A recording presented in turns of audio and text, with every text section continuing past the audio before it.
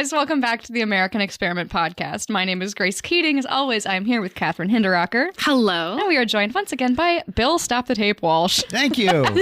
You're so welcome. Love that. We had kind of a big weekend, Kathryn. Yeah, we did. We had the great Scott Jennings in for our annual dinner gala, and it was, I think, a huge success. I would say so too. Yeah, it was great. That was the headline. Huge success. Huge success. Yes. He was wonderful. He was, I think on a personal level, like one of the most kind and gracious. Like he took pictures with everyone. He went to the after party. He went above and beyond what we thought he was going to do. And that, I mean, is always just so nice to see from someone in the sphere. So yeah, I thought he was great. It was our first remote podcast. Yeah. You guys literally did a podcast with him on stage after his speech, which was really cool. He came over and sat down in the hot seat, and you guys did a podcast, which I think we're gonna have on the second half of this.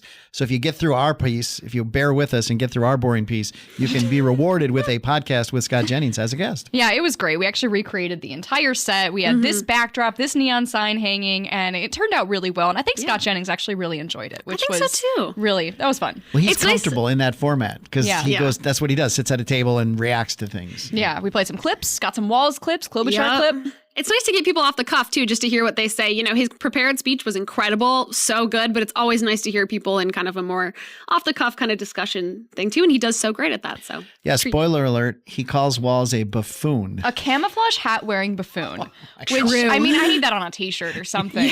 That's too good. Really good. Well, let's jump in. I mean, our first clip of the week is actually the buffoon. Walz, is actually that buffoon. So Governor Walz was, if you missed it, at the University of Minnesota last Saturday, giving a commencement address, and he apparently described federal ICE agents as, quote, Trump's modern-day Gestapo. So let's roll that clip. Donald Trump's modern-day Gestapo is scooping folks up off the streets. They're in unmarked vans, wearing masks, being shipped off to foreign torture dungeons. No chance to mount a defense. Not even a chance to kiss a loved one goodbye, just grabbed up by masked agents, shoved into those vans, and disappeared. To be clear, there's no way for us to know whether they were actually criminals or not, because they refused to give them a trial. We're supposed to just take their word for it. All right, stop the tape. Well, Grace, here illegally. First of all, let's just before we get to what he said, before we get to the substance of what he said. This is a U of M law school graduation ceremony. Imagine you're like, you get a second job to pay for your kid to go to law school to do better than you did in this country, and you go sit down to hear the commencement address. Oh, it's the governor. Wow, that's kind of a big deal. And he gives an anti-Donald Trump derangement syndrome speech. What a disappointment for those law school graduates and their families. Let's just say that at the top. And there are people like when my fiance graduated from college, Amy Klobuchar did, of course it was COVID, so it's virtual, but she did a COVID address. It was not political. Right. I mean, props to Amy Klobuchar, I guess, but of course not, because you're giving a commencement address to a wide swath of people. Of course, there's conservatives, there's Trump supporters in that crowd, and he did not care. He did a campaign speech, even though it was completely inappropriate in that forum. Well, and it's that mentality that the left loves of, in this day and age, in this time, it's too important to not be political. With Trump in office, we have to talk about him all the time, which is exactly what they said, in 2016, and they'll say it tomorrow, too. So get to the content then. So modern day Gestapo. Okay, so he does more of a gazpacho or something. But gazpacho, yes. yeah. But so this is kind of a rule in politics. I think should be a rule in politics. There's no good way. There's no appropriate way to go back to the Hitler era and use comparisons to that time. Yeah. So Nazis, Holocaust, Gestapo, all of that, it doesn't work. Yeah, it's distasteful at best and insulting at worst. So he tries to do this. And by the way, just to know, in the 2022 campaign, his opponent, Scott Jennings, used a Scott Jensen. Scott Jensen, sorry. Not the first time I heard that mistake this Scott weekend. Jennings on the mind in Minnesota. Scott Jensen said that the mask-wearing mandates were like Kristallnacht, again, on a Holocaust reference, a Jewish reference from Nazi Germany. And holy cow, did Walz and Flanagan criticize Scott Jensen. And the quote was, don't make this analogy, he told Jensen. It was, because it's firstly, it brings up the trauma again. And then secondly, it from the diminishing of what it does, it does. So I would say take your own advice from 2022, Governor Walz. Comparing what's happening now to Gestapo diminishes what the Gestapo actually did historically, which you shouldn't do. What you said in 2022 you shouldn't do. So you're a hypocrite, and you're using this again. It's just and he's using it against our law enforcement agents. Like, these are people that are Minnesotans, ICE agents, people that live in our community and do their job to protect our community. And he's demonizing them in this way. It's just sad. And like, what a one-trick pony. Like, he has nothing else. Yeah. It's Hitler, Gestapo, over and over. He can't say anything else. He's literally that NPC meme, Orange Man Bad, Like, there's get creative at least. And let's talk about the reaction. So Homeland Security, the official Homeland Security Agency said it was absolutely sickening what he did. So they reacted in real time to what he said. So this is the federal government reacting to what our governor said at a law school graduation. The Jewish Community Relations Council locally here asked him to walk back the Gestapo language. Now they're so nice. Everyone's so polite in Minnesota. They called it loose language, Well, they got a little loose with his language. Well, okay. But they did condemn it, and they did ask him to walk it back. So that's some national reaction, some local reaction from the Jewish Community Relations Council. You would think that would be newsworthy, newsworthy for the local Minnesota press to cover, hey, the governor said something very controversial. The feds reacted. The local Jewish community reacted. This should be in the Star Tribune. This should be on KMSP News, CCO, KSDP. Nothing. Not a word. I searched this morning in preparation for this podcast. Cannot find a Minnesota-based article about this happening. So again, you got all kinds of national stories on this from the national press because of these reactions and because of what he said. Nothing, crickets in the Minnesota media. This is by the way, media bias. Media bias happens the most in the stories they choose not to cover. You can read the paper all day and say, well, they fairly presented that article. Absolutely. But it's the stories they choose editorially not to cover. The information they keep from the average Minnesotan is where the media bias shines through. And this is a great example of that. Yeah, absolutely. I also just want to make a comment on, I think that the choosing to wear the hat and the gown, can we extrapolate that? This is why they lost the election. They're terrible at optics. So bad. That law school hat, it's so doofy. Who is so goofy? Oh, he looks so goofy and terrible. Why did you do that? I'm like, who would never do this? Trump. Trump would never allow someone to put that hat on his head. So I went and Googled let's see if I'm right. Commencement speech. Yeah, of course. This year he spoke at a University of Alabama commencement speech. He's in his normal suit, no goofy hat. Blue suit, red tie. Looks wonderful because he understands optics, and Governor Walz understands optics the least of anyone I've ever seen. It's so funny. Well, yeah, optics in terms of how he looks, and then always does not understand public opinion. I mean, people are so strong on this anti-illegal immigration feeling, this kick that Donald Trump ran on and won overwhelmingly. And he just can't let go of this idea that this is going to be his winning issue. Yeah, one of the things he said was, didn't even get a chance to kiss a loved one goodbye. I mean, the mentality of that, it's like, oh, these poor innocent people that need to kiss their loved ones goodbye as they're being arrested by ICE. They're criminals. There's a reason ICE has a very small list of people they're starting with to deport. They're the worst criminals they can find on the list. These people already have deportation orders. They've already had due process. He mentions that. They have deportation orders that exist. That's your due process. Yeah, some of them have been here for years already. So this nonsense of kissing your loved ones goodbye, and again, it's that empathy we talk about a lot. He's trying to tap into the empathy of the Minnesota person that says, oh, I feel sorry for these people. It doesn't work for me or Minnesotans, like you said, with criminals. You don't need to have empathy for the guy who just went drunk driving and murdered a woman. That's who just got swooped up by ICE because he murdered someone. Sorry. We don't kiss loved ones goodbye when we arrest criminals. Yeah, and for goodness sake, they're not being sent to torture dungeons. What the heck was that? Again, inflammatory language. Also happening at the University of Minnesota right now. Oh, good. Segue. The University of Minnesota Twin Cities Anti-Racism Center is closing as its founder steps down. The founder, Rachel Hardman, is facing plagiarism allegations. And the very next day that she resigned, the institution announced that her center is shutting down. This is a really, really interesting story. The center was founded in 2021 in the wake of the George Floyd riots and death, which I think you saw these popping up kind of all over the country. And of course, Minnesota had to be at the forefront establishing a center like this. It sounds like its entire purpose is to research health equity, so racial equity in healthcare.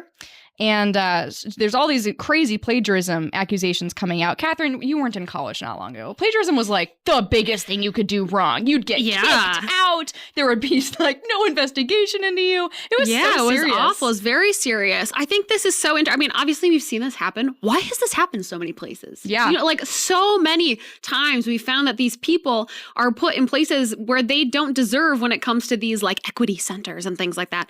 And it kind of reminds me of what Bill Glahn just wrote about the other day on the website, which is all of the money that came into Minnesota after 2020 to nonprofits, to things like this, initiatives that were meant to help communities of color, say, in some way. Empathy, more empathy. Most of that money hasn't even been spent or has been spent fraudulently. It's horrible. Yeah, and the quantities of money are unreal. Blue Cross and Blue Shield of Minnesota gave $5 million to found this center, and it's closing 4 years after it opened. What did it accomplish? Did it get rid of racism?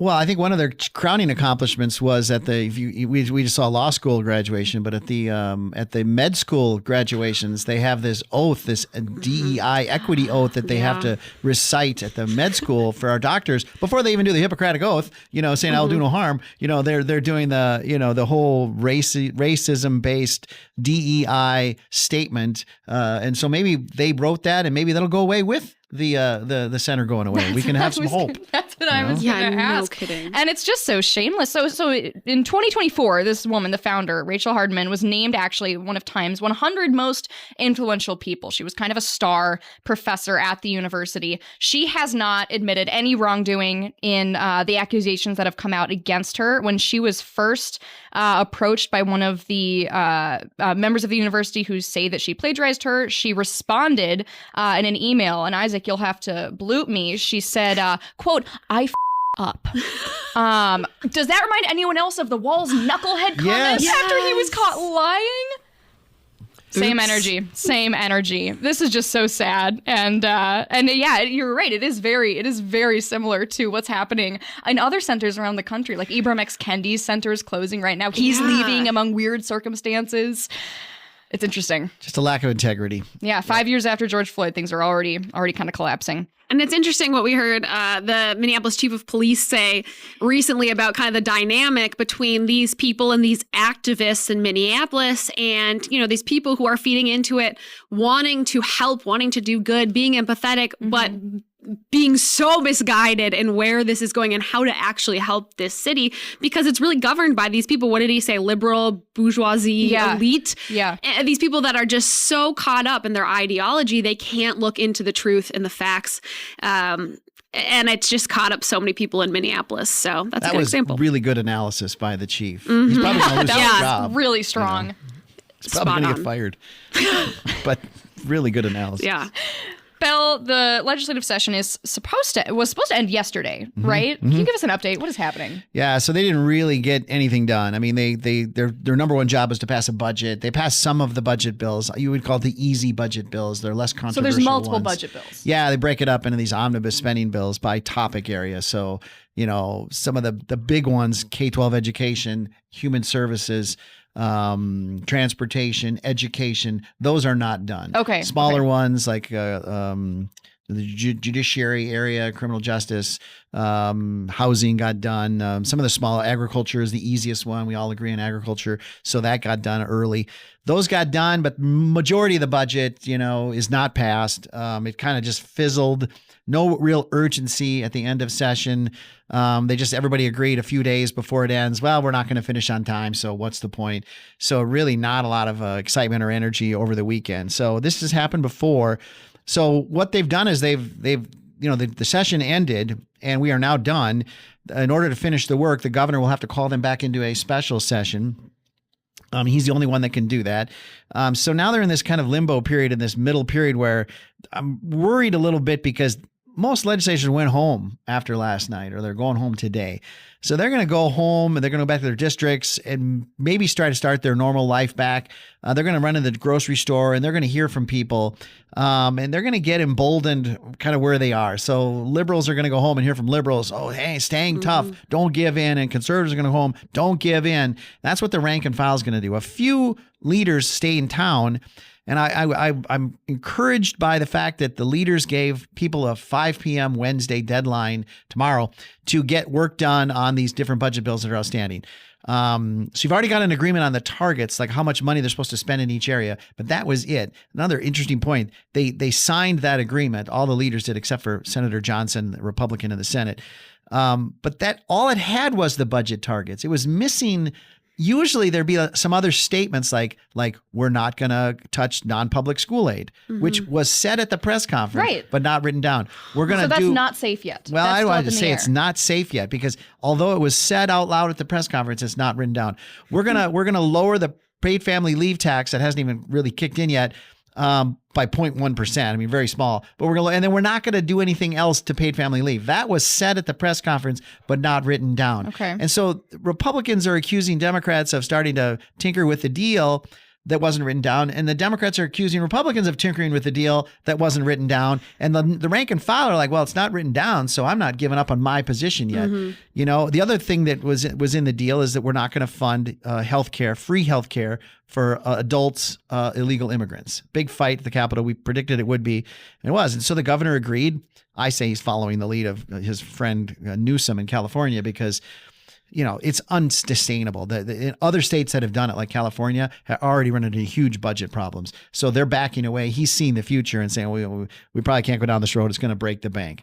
So that was said, but the Democrats actually opposed that. The rank and file Democrats freaked out, actually, if you saw it. Tears in the hallways. Holy cow, they were yelling. Drum chants. So you got Democrat governors, the Democrat leaders, House and Senate, in the retiring room having a press conference, and Democrat legislators banging on the door against the deal. I've never seen that. That was wild. Some theater.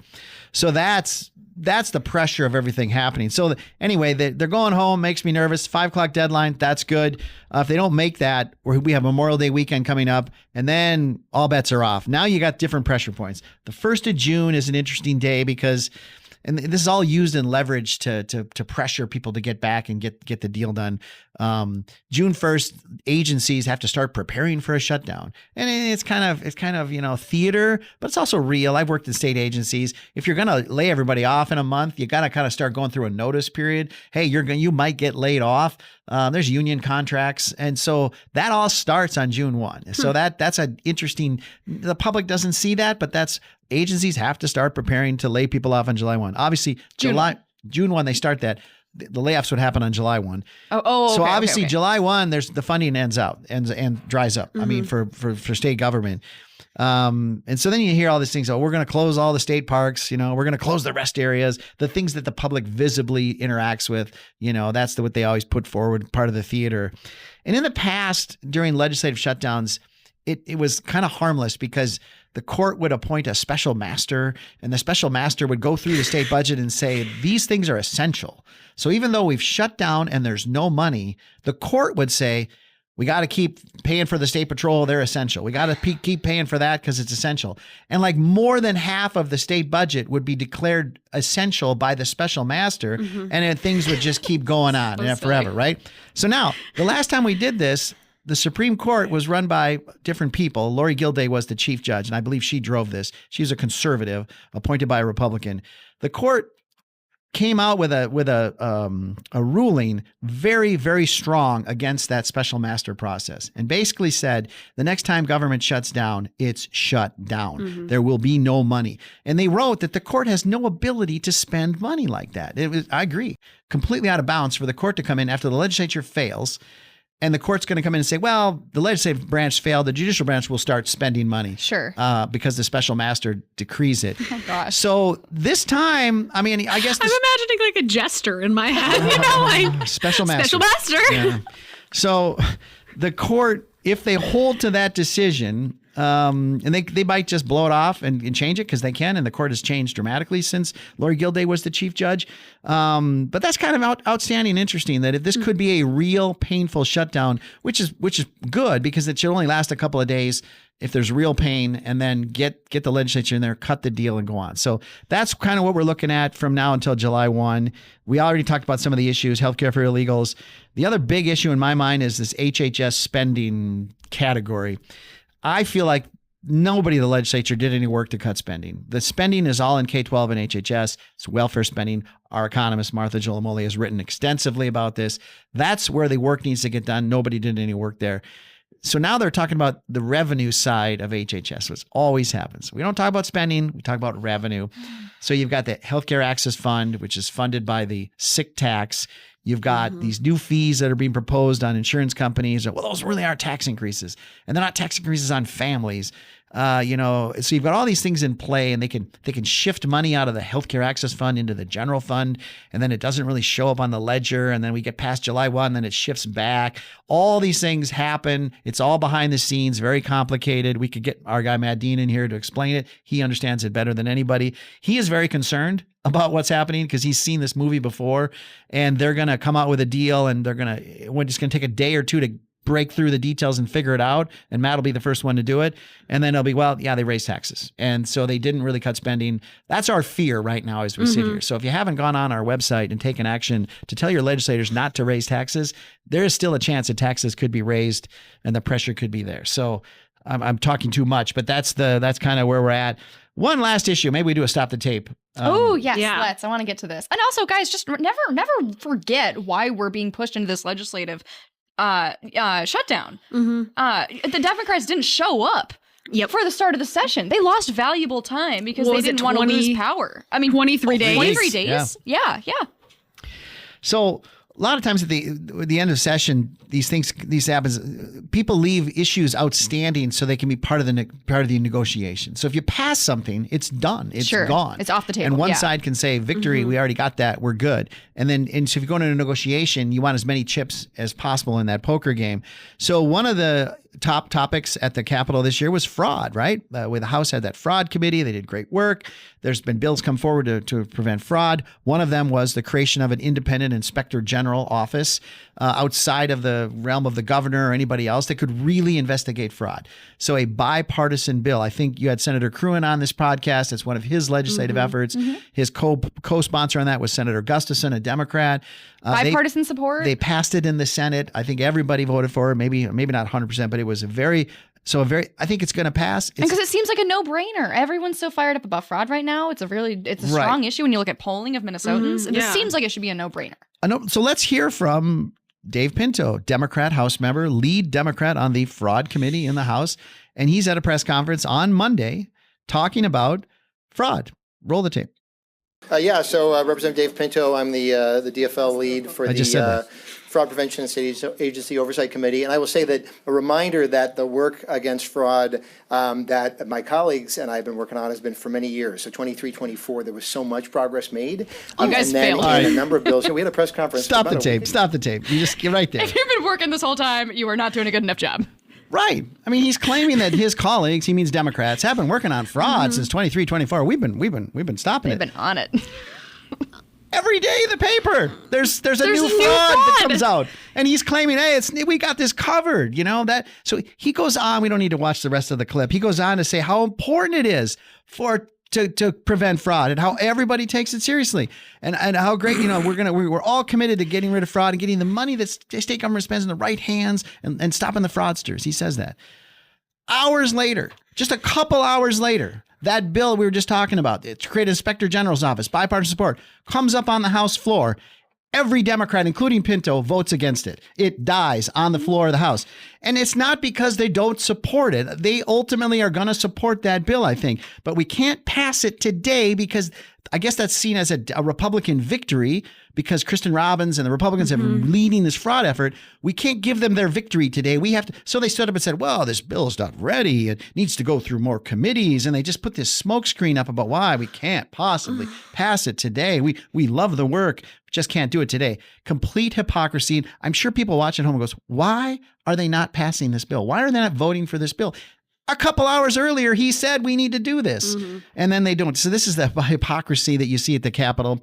It's keeping this chip in play. Yes, yeah. They'll do it later. You can mark our words. This bill will pass when they come back together. Dave Pinto will vote for it. But, nobody, so sick of the BS and the hypocrisy that goes on at the Capitol. So there's a great example of it. Well, and that tells you what really matters to them. Bill Gahn is estimating $611 million have gone out under the Walz administration to waste, fraud, and abuse. People are angry about it. They're fired up. It seems like a no-brainer, and they want to hold on to that bargaining chip as long as possible because they care about power and they care about wins. I do wonder, why, when we had all this focus on fraud all year, how come we weren't able to cut spending? There are so many areas where we obviously could cut down on fraud, and that would in turn cut spending. Why didn't that happen? Do you know?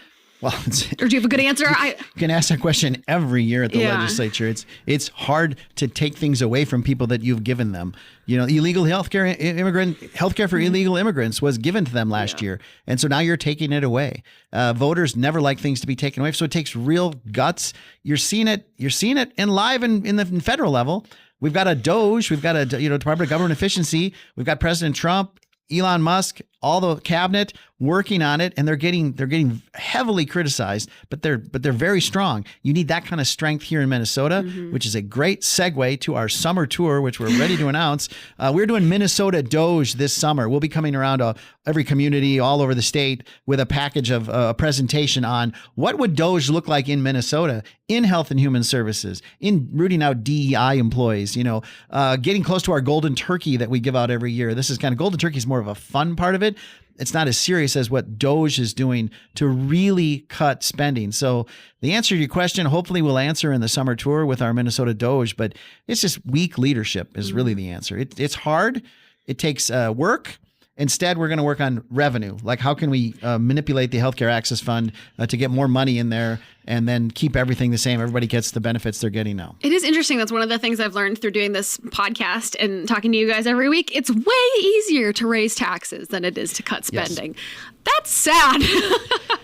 It's depressing. And I see the incentives there. Exactly what you're saying. It's hard to take things away from people once they have it, of course, even if there is a lot of fraud going on in whatever system you're talking about. But my God, it shouldn't be so hard to cut spending and so easy to raise taxes. Amen. On that note, we're going to kick things over now to Kathryn and I at Saturday's Annual Dinner Gala, sitting down with CNN's Scott Jennings in the sort of Q&A podcast portion of that night. Remember, as always, to like, share, comment, subscribe, turn on notifications, hit download if you're listening on Spotify, and we'll see you next week. American Experiment is supported by thousands of individuals like you. To join the movement, go to www.americanexperiment.org and click the yellow donate button. From all of us here, thank you.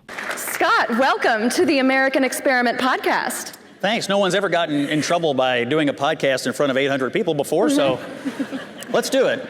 Well, we're very honored to have you, and we even brought our entire set here behind you, so you've got the full authentic experience. Love it. And we have a couple questions we're going to start out with, and then we're going to go into a segment that we like to do on the podcast called Stop the Tape. Some of you might know it. And we've never done anything like this before for the annual dinner, as he said, so everyone just stick with us.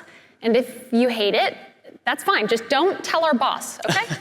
Tell us directly. So, Scott, you've been with CNN since 2017. You talked a little bit about your career before then, but just tell us a little bit more about how you ended up there. Well, I started in the media, actually. When I was in college at the University of Louisville, I was a reporter for radio station WHAS, AM 840, which is actually a large News Radio 84, WHAS, Kentuckiana's news, weather, and traffic station. Depend on it. And I thought I was going to be a journalist, but in 2000, Mitch McConnell, our senior senator, called me and said, when are you going to get off the sidelines and get into the game? Now, I knew him because I was the son of a garbage man from Western Kentucky who would not have been able to go to college if not but for this thing called the McConnell Scholarship, which is a full ride to the University of Louisville for 10 students per year. I won one of these things, and so I had known him. So he recruits me into the Bush campaign. So I leave behind journalism, and I go into politics, and I'm in all these campaigns, and I work in the government. But I never really lost my taste for the media end of our business.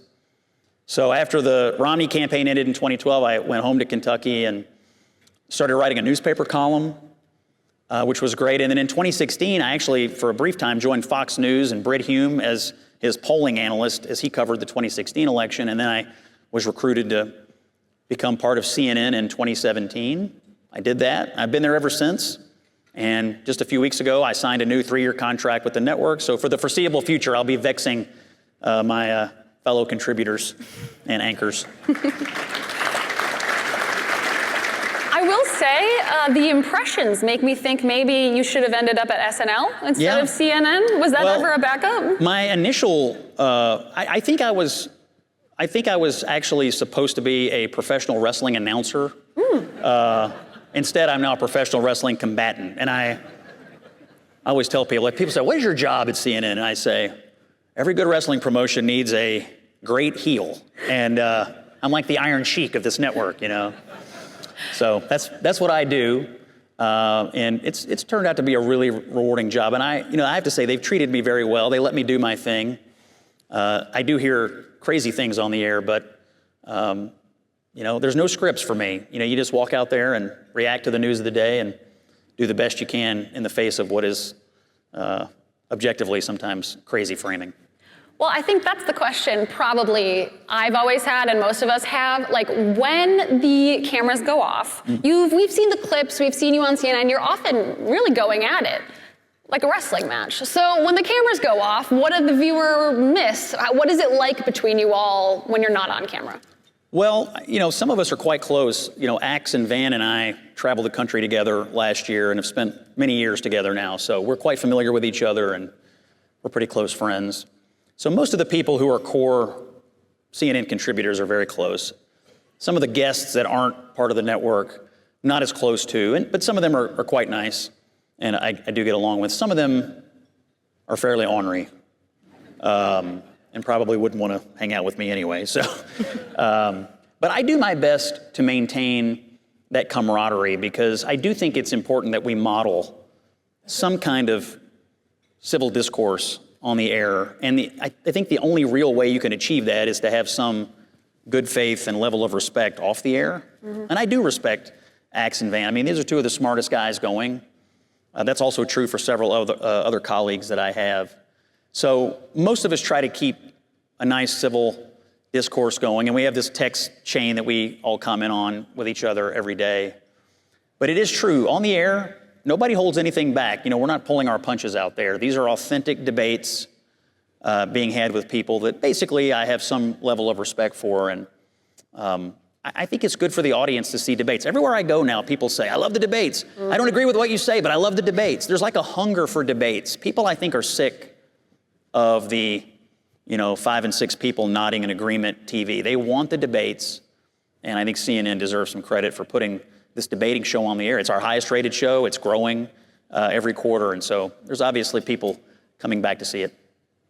It feels like today more people consume the news with short clips on social media rather than sitting down, turning on a cable news show like CNN or Fox News. You're really unique in that you've mastered both of those mediums. Your clips are regularly getting millions of views online. Was that an intentional strategy or more of a happy accident? Well, it was a happy accident at first, caused by the convergence of the fact that we had a real campaign in 2024 with this advent of this debating show. And I started to notice last summer, there was a lot of online pickup of what was going on. I mean, there was just intense interest in the election. And then when we installed the debating show between the conventions, it really got hot. That show was interestingly only supposed to be temporary. And then once the election was over, it was doing so well, we've kept it on the air. But over time, I noticed this pickup, and I had a few moments, at the debate in Atlanta. I predicted on the air, I said on the air before the debate, this is a make or break night for the Biden campaign. They've got to make something happen here or it's going to fall apart. David Axelrod, of course, said, "Oh, Scott, calm down. Nothing's that big of a deal." Of course, 5 minutes later, he was pacing the stage, realizing the calamity that was unfolding. That was a big moment. The convention coverage were big moments. But I started noticing the pickup, and the truth is, as you mentioned, cable consumption is changing. On any given night, we'll have a few 100,000 viewers, but by the next morning, millions of people may have seen some of these viral clips. So you tell me, how are more people seeing it? Obviously, by the clips. Sometimes it's like the NBA, like maybe you didn't see the whole game, but you got up the next morning and watched the highlights.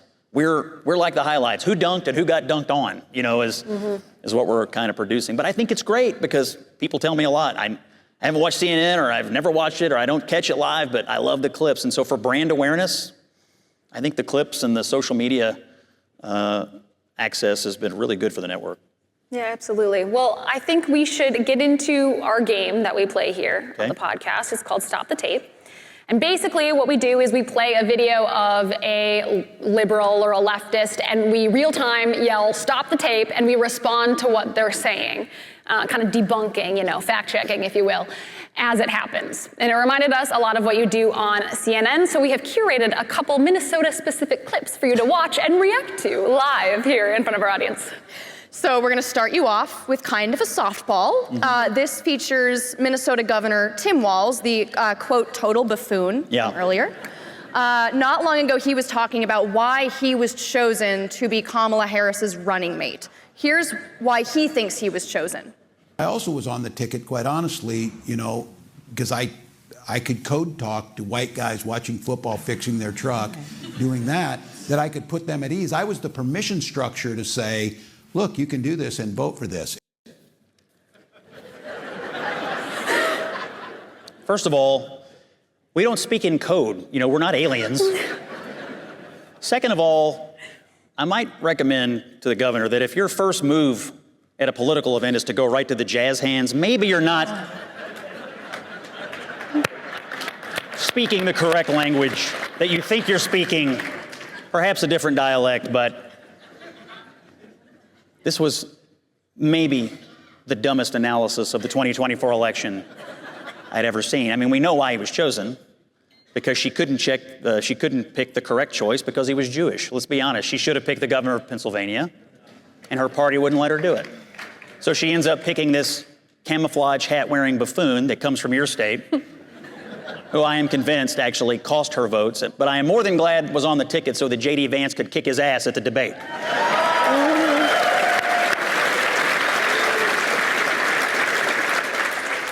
Why do you think it is that Democrats have had such a hard time convincing men and young men in particular of their message lately, and conservatives have been much more successful at it through Trump? It's very simple, because they care more about dudes who want to be women than dudes who just want to be dudes. That is the main reason.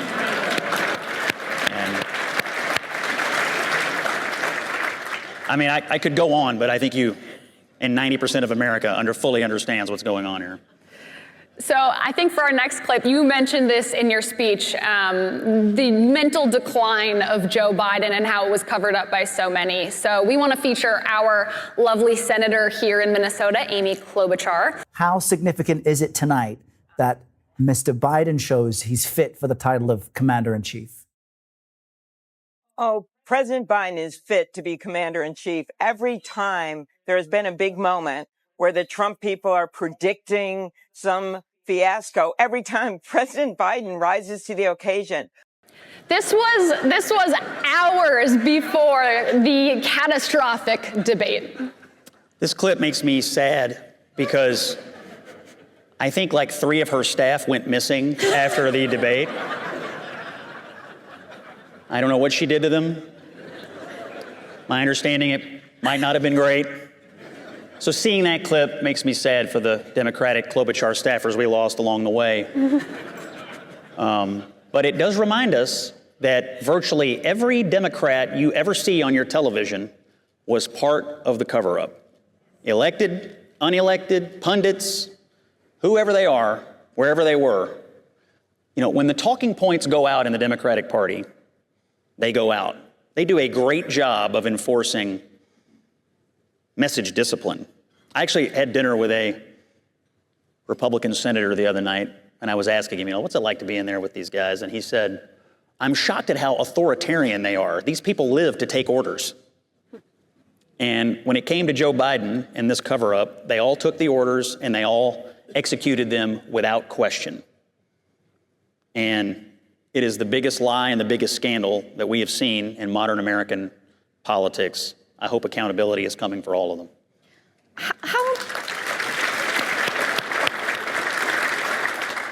How far does that cover-up extend from politicians to the mainstream media? I mean, really, they're parroting these narratives at the time. How much did the mainstream media really know about Biden's decline? Well, I think if they had functioning eyes and ears, they knew. The question is, what were they willing to do about it? And in most cases, the answer was nothing. Because for a lot of people, they don't see these jobs as journalism. They see them as activism. And when you get in the middle of a campaign, they have a point of view, and that point of view must be defended at all costs. I mean, go back to 2012. Mitt Romney said one time that Russia was our biggest geopolitical foe and that he would like to appoint more women to the federal government than anyone ever had. And they turned these two things into the biggest scandals that ever existed in the 2012 election. Fast forward to 2024, it's even worse.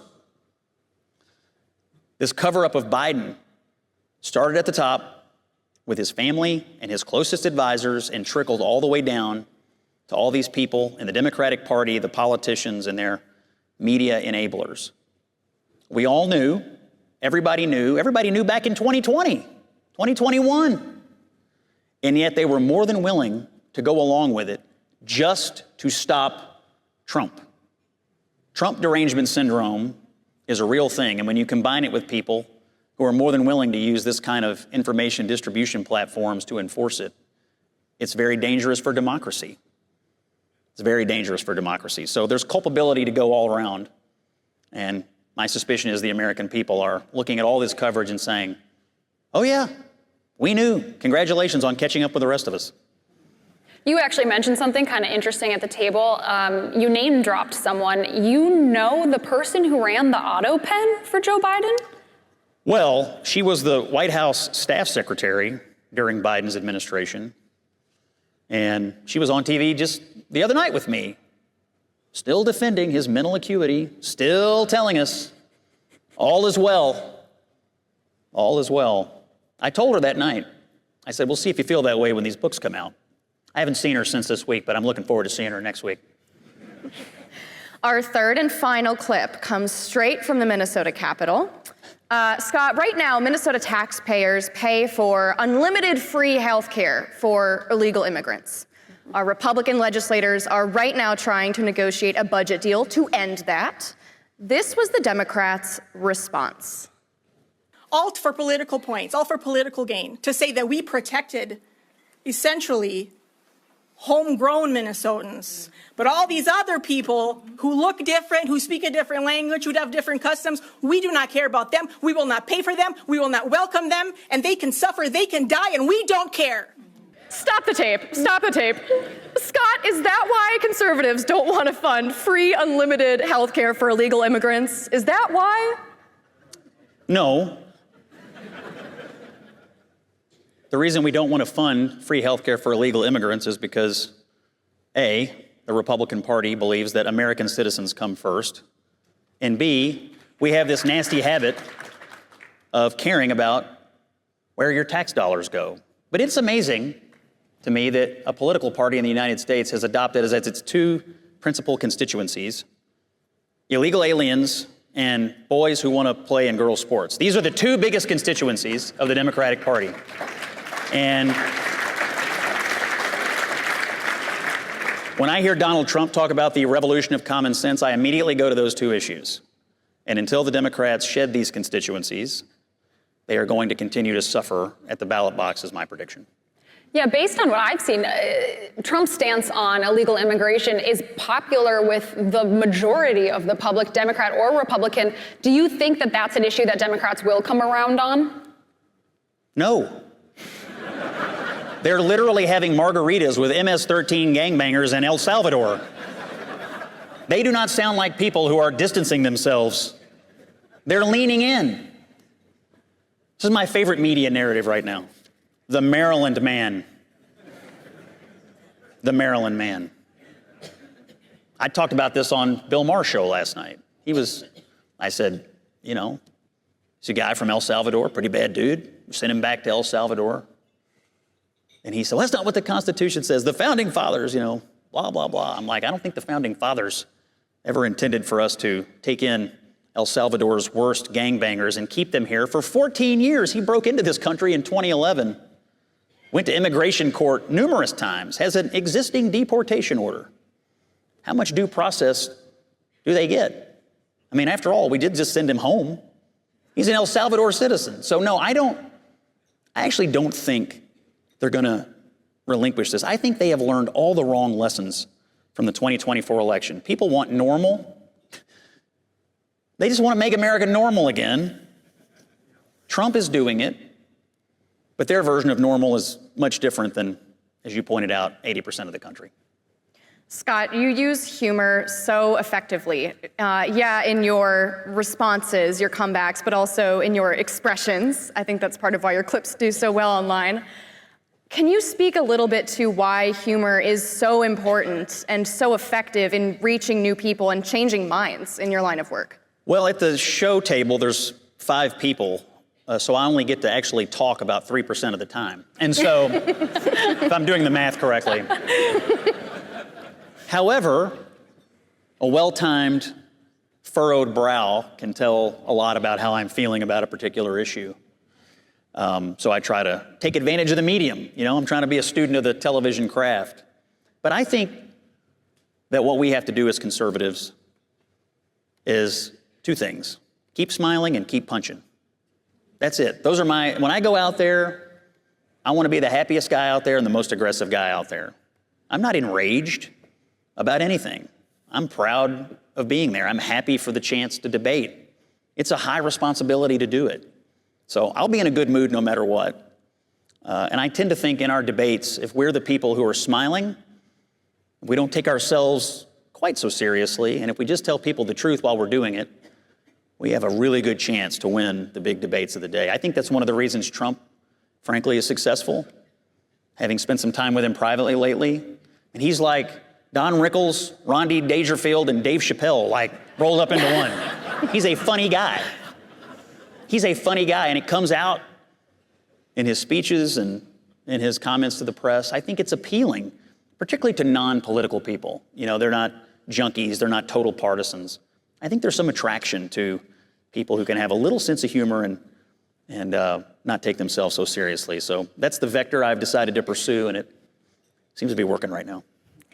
I think the last question I have, it's a question I've thought a lot about myself being in the conservative movement, and I think you're a good person to talk about it. You touched on it in your speech, but you started out working for politicians like President Bush, Mitch McConnell, and now you're fully behind President Trump. You have embraced the America First ideology, and so many of us have. We've come around on these issues, maybe like tariffs you talked about on Bill Maher last night, putting peace before war instead of war in front of peace. What was the driver of that shift? I mean, we've seen the entire movement go this way. What drove that for you and then the whole movement? Well, I spent many years in the party and in the movement being trained by, people who came in the before times, before Trump. And so a lot of the things that, I grew up believing, flowed out of the Reagan era, and we still retain a lot of that DNA.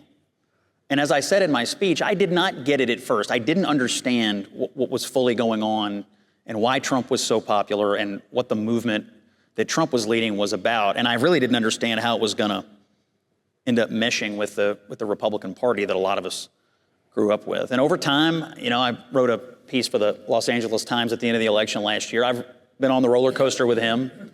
And I don't think there's a politician alive I agree with 100% of the time. That's true for him. It's true for McConnell. It's true for Bush. I mean, he did things I didn't think were right, or maybe I would have made a different decision, but that's okay. We can disagree with politicians. But what I have really come to admire the most about him is the fighting spirit. He has shed any kind of passive attitude when it comes to dealing with the press and dealing with the Democrats. And he has imbued in us a fighting spirit that is necessary now, because I do believe at this moment we are in a fight for the future of Western civilization.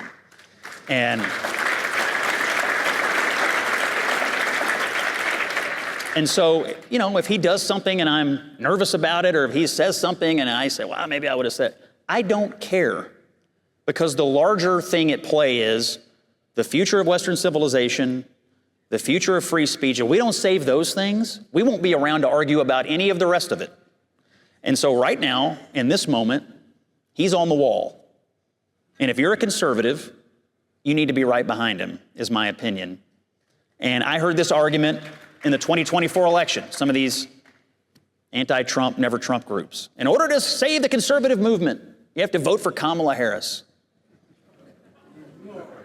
The dumbest political strategy I've ever heard. And there's evidence now, statistical evidence, that argument didn't just not work, it actually cost the Democrats votes by getting in bed with these deranged never Trumpers. The only thing they ever succeeded at was building themselves a bunch of beach houses on the backs of liberal donors. There's nothing that liberal donors like more than a Republican consultant to lie to them about all the votes you can win if you just give me another $1 million. It's a huge scam. But I'm behind Donald Trump 100%.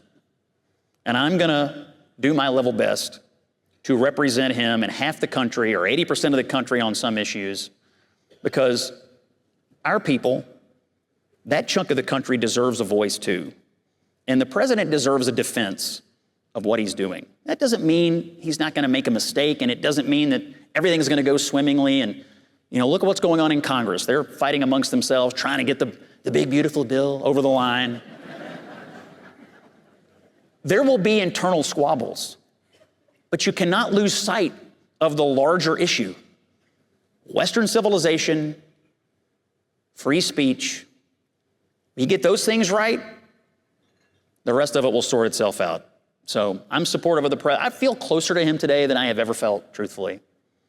And having spent some time with him and watched him operate and watched him conduct these meetings and how he makes decisions, the hands-on attitude and the spirit that he sort of transfers to the people around him, it's really something to see. So I'm an American citizen.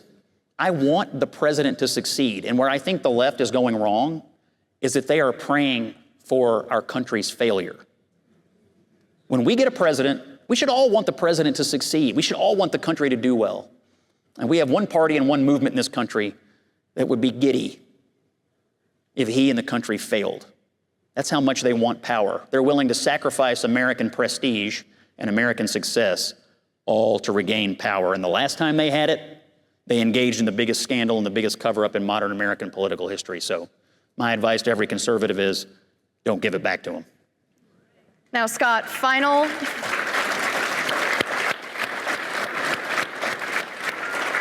question for you tonight. I think a lot of us are wondering, are you going to be running for that vacant U.S. Senate seat in your home state of Kentucky? Do you want to make an announcement on the American Experiment podcast? I was telling some political consultants the other day, if I were going to run for the Senate in Kentucky, I think we should have our opening rally in Minneapolis. So, no, I really don't have anything to say about it. It's next year. And I should also add, there are other people running, and I know them, and they're fine people. And there's a long way to go until next year. So I haven't really made much comment about it, other than to say this. I think politics is a team sport. I think Donald Trump's our coach. And eventually, he may have an opinion about this. I don't know what it will be, but whenever he makes his opinion known, my advice to the Republicans in Kentucky would be, let's get behind the president. Let's avoid a nasty primary, and let's focus on retaining this seat, because we cannot let the Democrats take back the Congress next year. It's vital to the country that Republicans maintain control, so we cannot put ourselves in jeopardy in a red state like Kentucky.